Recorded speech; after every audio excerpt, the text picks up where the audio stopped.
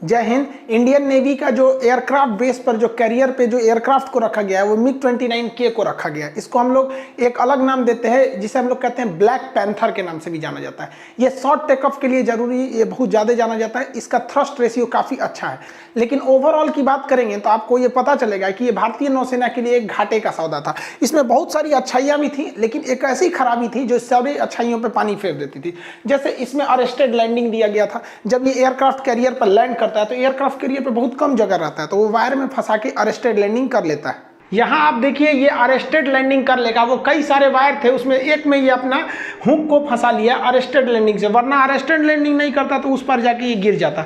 यही तार है जो इसको एक छोटे से रनवे पे रोक दिया और पूरे एरिया को खाली कर सका। ये अपने विंग्स को मोड़ लिया है। अरेस्टेड लैंडिंग में काफ़ी सूझबूझ की जरूरत पड़ती है, वरना इसमें ना फाइटर एयरक्राफ्ट के गिरने की संभावना बहुत ज़्यादा रहती है। यहाँ बहुत ही सावधानी से उतारना पड़ता है। वहाँ हल्का सा भी मिस्टेक होने पर जहाज का गिरना फिक्स रहता है एयरक्राफ्ट कैरियर से उस पार। साथ ही इसे शॉर्ट टेक ऑफ के लिए दिया गया था। कैटापुल्ट से ये टेक ऑफ कर सकते थे। कैटापुल्ट में क्या होगा, ये वाला जो ट्रिगर है यहाँ पर ये जाके अपने जो व्हील है नीचे का, इसको ले जाके वो फंसा देगा। ये अपना चक्का वहां पर ले जाके फंसाएगा और वो जो नीचे से है वो पिस्टन पर लगा हुआ है। ये वाली मशीन बहुत तेज भागेगी और ये कितने भी लोड को खींच सकती है। ये यहाँ ले जाके अपने चक्के को फंसा देगा।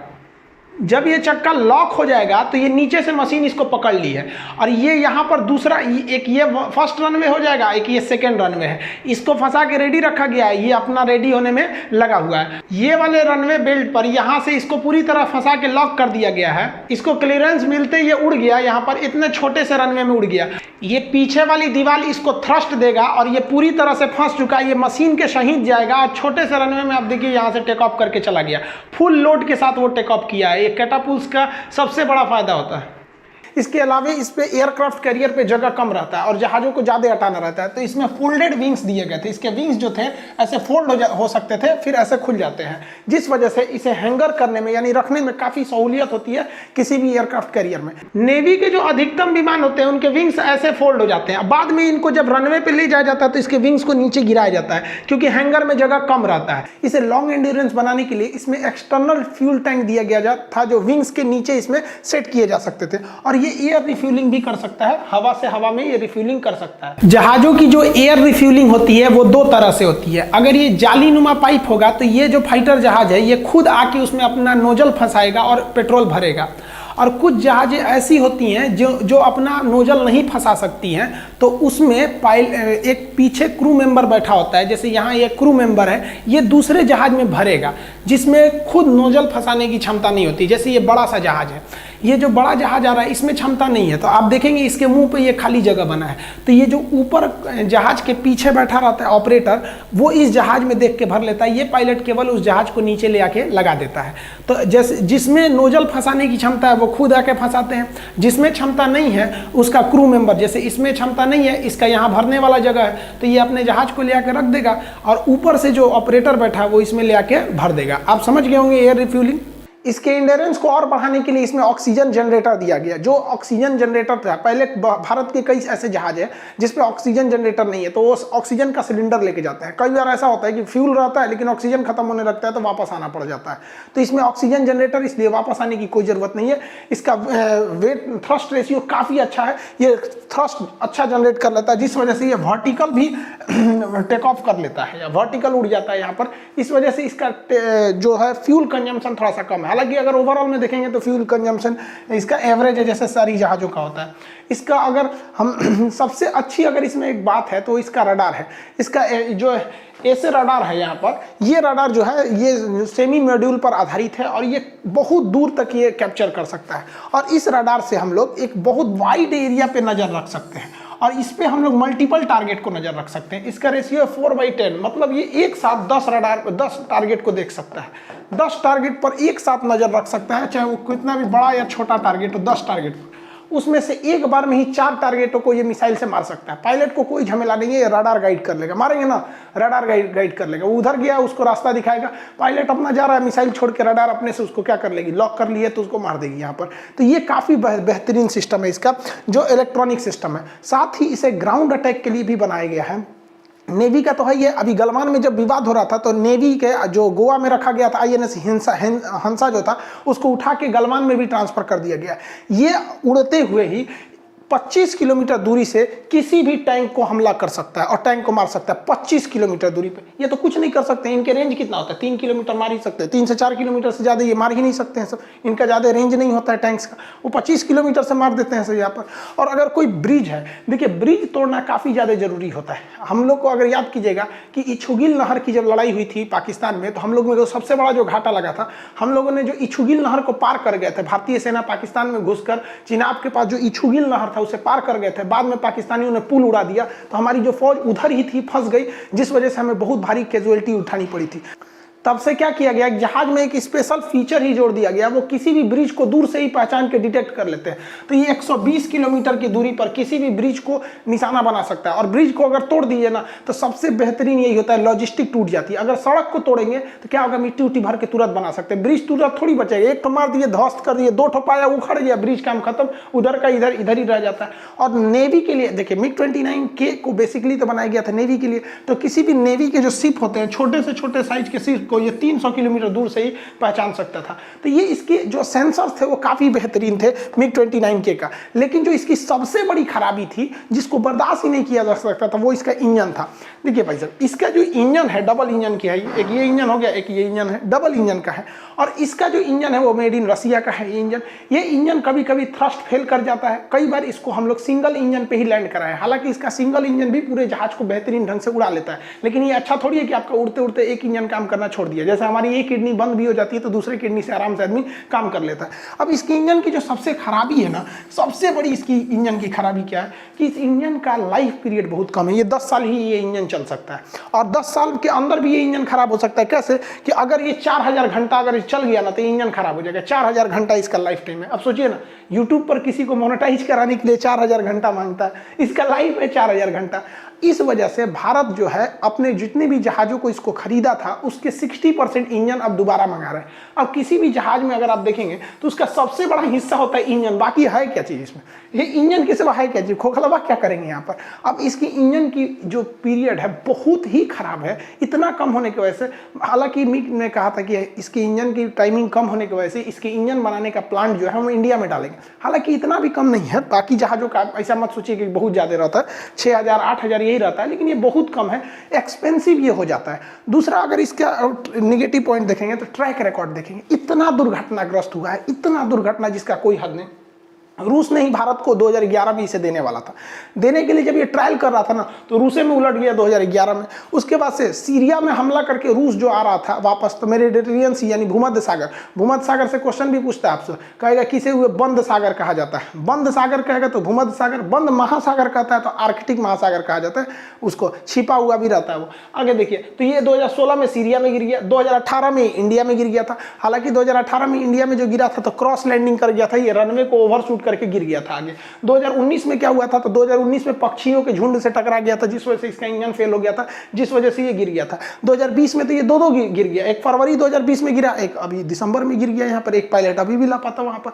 तो ये इसकी सबसे बड़ी ड्रॉबैक है। इतना भयानक ड्रॉ होने की वजह से आप सोचिए ना, हम लोगों ने 48 खरीदा था, अभी केवल 43 तो बचा हुआ है हम लोग के पास, गिर गया इतना। इसलिए भारत को ये नहीं लेना चाहिए। हालांकि भारत इसके लिए, इसकी एक और खराबी क्या है ना, ये स्की जंप जो होता है, स्की जंप एयरक्राफ्ट, उस पे से ये उड़ान नहीं भर सकते। वैसा एयरक्राफ्ट कैरियर जो आगे से ऐसे उठा रहता है उसे स्की जंप कहा जाता है। MiG-29 से का सबसे बढ़िया सब्स्टिट्यूट है अमेरिका का F-18, जिसे हम सुपर हॉर्नेट भी कहते हैं। बोइंग कंपनी ने भारत के लिए स्पेशली भी डिजाइन किया था सुपर हॉर्नेट को।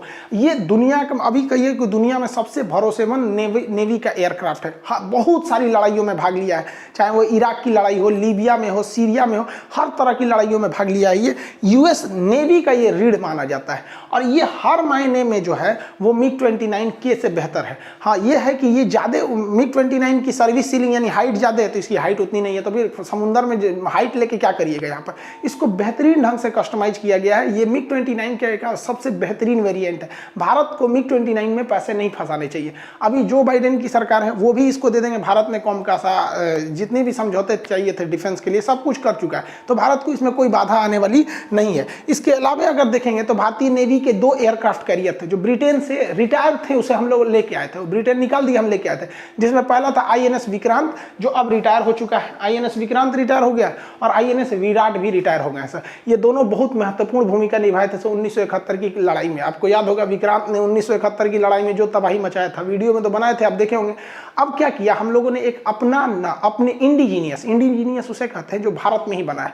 तो जो विक्रांत जो हम लोगों ने पहला एयरक्राफ्ट कैरियर था, तो उसी के नाम से हम लोग अब एक अपना खुद का बना रहे थे विक्रांत। तो ये विक्रांत कोची शिपयार्ड में बन रहा था, काफी लंबा प्रोजेक्ट था। अभी इसका क्या है, सी ट्रायल कंप्लीट हो गया है, मतलब इसमें हर एक चीज अब लगाया जा चुका है।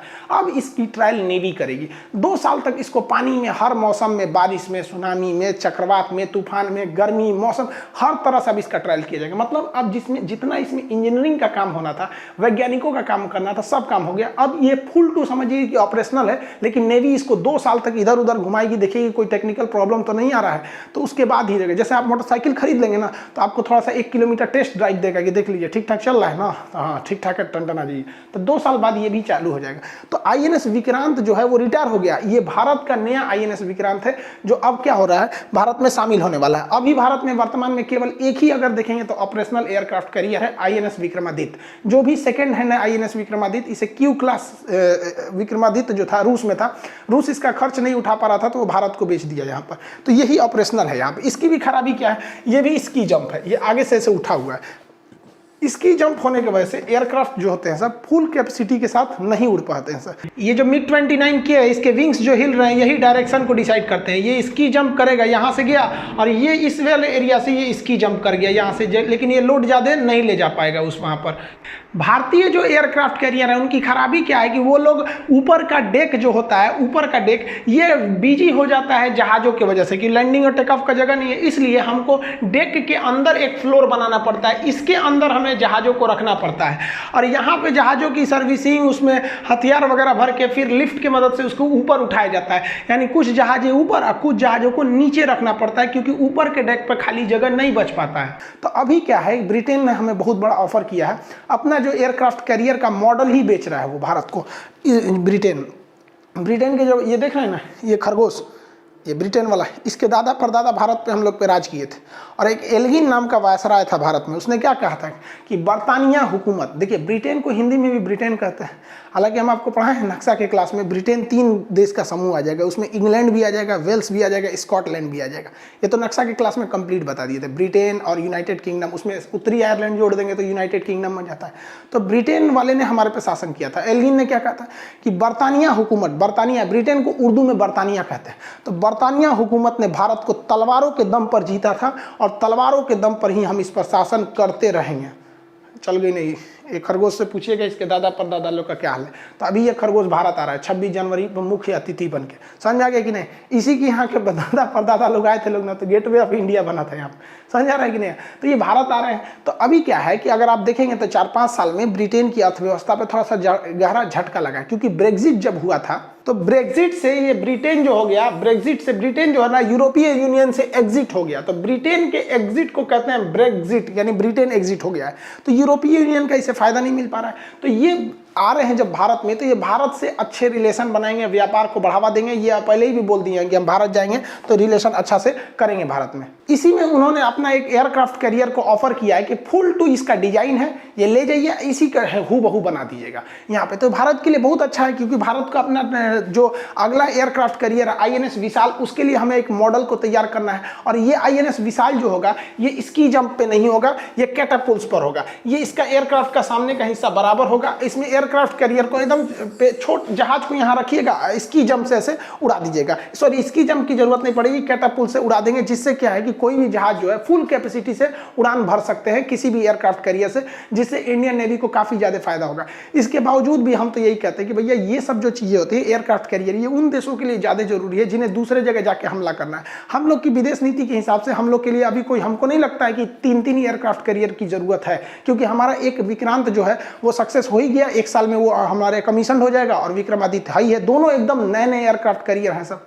अरबों रुपए खर्च करके एयरक्राफ्ट कैरियर को बनाया जाता है, एक मामूली टारपीडो या मिसाइल हिट से पूरा तबाह हो जाता है। तो इससे बेहतर होता है कि हम लोग यहाँ अंडमान निकोबार में बड़ा सा एयरबेस बना देते, बहुत बड़ा सा, और इसके बीच में एक तो आर्टिफिशियल एयरबेस बना देते। भैया आर्टिफिशियल द्वीप बना दे, मट्टी भर दीजिए वहाँ पे, क्या दिक्कत होता है, अपना है, कौन बोलने वाला हिंद महासागर में, चाइना उधर भर गया ना, जितना में खर्चा होगा एयरक्राफ्ट कैरियर में उससे अच्छा इस साइड में और इस साइड में खूब अच्छा से बना दीजिए। तो यहाँ पर अंडमान निकोबार है, अगर आप ध्यान से देखेंगे तो यहाँ अंडमान निकोबार है, यहाँ हाई है हम लोग का, यहाँ लक्षद्वीप है, यहाँ भी है, एक एक्स्ट्रा यहाँ बना दीजिए इस साइड में आर्टिफिशियल, एक इस साइड में। तो यहाँ हमेशा हम लोग का एयरपोर्ट रहेगा ही, और किनारे किनारे नौसेना के एयरपोर्ट हैं, तो ये हमारा ये एरिया पूरी तरह से सेफ हो जाएगा। तो जो 2 ठो बचे हुए एयरक्राफ्ट कैरियर हैं सब, जो ऑलरेडी हमारे पास हैं सब, विक्रांत नया वाला और विक्रमादित्य, 2 ठो तो रिटायर कर दिए, विराट और पुराना विक्रांत को रिटायर कर दिए। तो 1 ठो को आप रेडी रखिए चाइना के लिए, और पाकिस्तान को क्या करना है सोच रहा है, दोनों इधरे रखिए, वो क्या करने आएगा वहाँ बेचारा, वो तो अपने मर रहा है, उसको खैला भी ना मर जाएगा वहाँ पर, उसका मतलब अर्थव्यवस्था उसकी चौपट हो रही है, वहाँ की लीडरशिप परेशान है। पता है पाकिस्तान के नेता किससे परेशान रहते हैं पता है, अपनी खुद की आर्मी से। उसके आर्मी वाले जो होते हैं प्रधानमंत्री से ज़्यादा पावरफुल रखते हैं सर। हम लोग की आर्मी, भाई हम जब एनसीसी में गए थे तो कहा गया था कि आर्मी का ना ये एक छोटा भाई है एनसीसी, और इसका सबसे बड़ा उसूल होता है discipline. Senior is always correct, यही सिखाया गया भैया, senior is always correct, senior ने जो बोल दिया वो सही है। सेना हम लोग की कितनी डिसिप्लिन में रहते हैं, वहाँ की सेना इमरान खान को गिरे शांति से बैठ, तू यहाँ पे चुपचाप बैठ जाते हैं वहाँ पे। तो हम लोग को अभी एयरक्राफ्ट कैरियर में फंसाने की जरूरत नहीं है।